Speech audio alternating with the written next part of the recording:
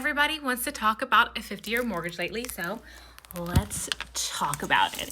Okay, so here's the thing. In order to do a 50-year mortgage, the idea is that your payments are spread over a longer period of time, 50 years versus a 30-year, okay?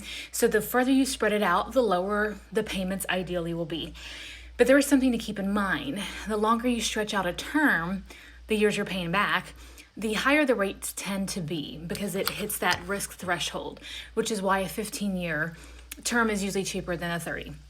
So that means that less of your payments that are already lower are going to be going to principal, which means that a big chunk is going to be interest, and it's going to take you a lot longer to build equity, which is kind of the whole reason people push homeownership, is to own something and have equity and have that, that investment, right? So I'm not saying it's not a good idea. I'm just saying you need to know what it does for you if you were to get it, because let's be honest, if we have an option to have a lower payment, do we really plan on having a 30-year anyway? Drag it on to 50, But as long as you know what it does.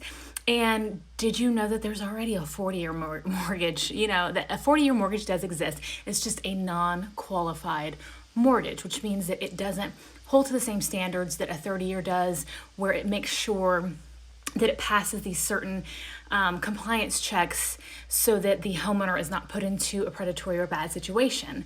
So that does beg the question, is the 50-year even going to be a traditional qualifying mortgage, or will it also be put in that niche that is allowed to kind of create their own rules? And what does that do for the consumer? So those are a lot of questions that need to be answered before a 50-year can be even introduced. But it's just a little food for thought. Honestly, would you get a 50-year mortgage if it was an option?